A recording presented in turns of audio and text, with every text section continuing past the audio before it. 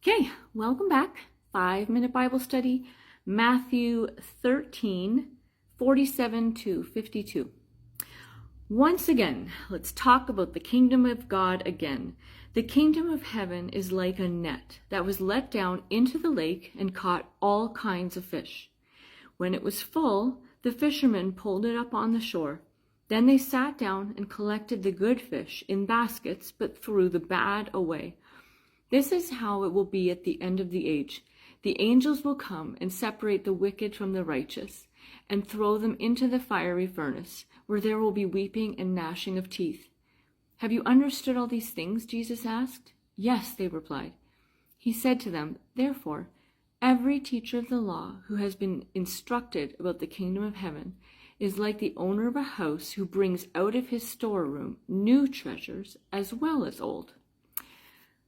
So I was just writing, and so now we need to picture the kingdom of God in a totally different way, and we're gonna say that the kingdom of God is a big fishing net. That's what God's kingdom is like. A big fishing net thrown into the water and wants to be filled up. You're just waiting for it to be filled up. The fishermen, they don't pull it in after one or two fish. They wait, and it even says they wait here until it was full, and then they pulled it to shore. And the only reason fishermen put a fishing net in the water is to catch fish. And then I wrote that when it was full, they brought it in. Now the fish are safe, technically speaking, like they're in the net, they're on land, the fishermen can't lose any, they're now in control of it. And they picked out the good and they threw away the bad. And at first I thought about how, the picture of the net is, think about it, it's non-discriminatory. Like everybody, and like the fishermen don't say, no, don't let that pike in here. Don't let that goldfish in here. I don't know any fish. There's no pickiness. There's just put down the net. Let's put it out there and see who comes. And people come. But when it comes to the shore, they don't just keep every fish, because not everything that made it into the net is good. And so now it's the time to separate and to figure out what is good, what it should be kept, and what shouldn't. And that's what the end of the world is like when God comes to judge. The ones who snuck in the net but were bad, they'll get found out, they'll get tossed out by the angels. They will.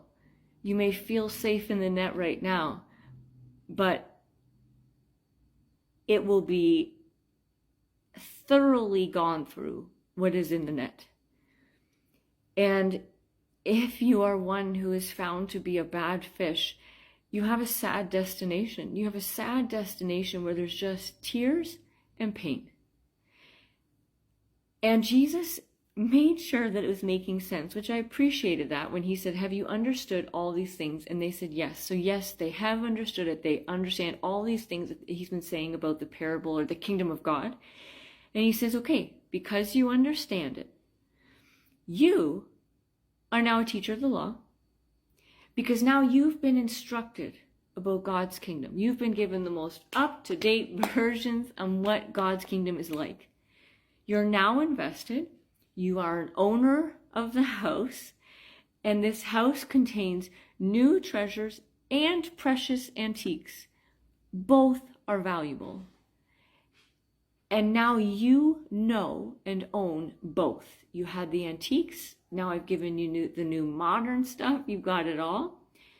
Bring it to the people. Show it to the people. Let people in on it. The other teachers of the law, they just have antiques.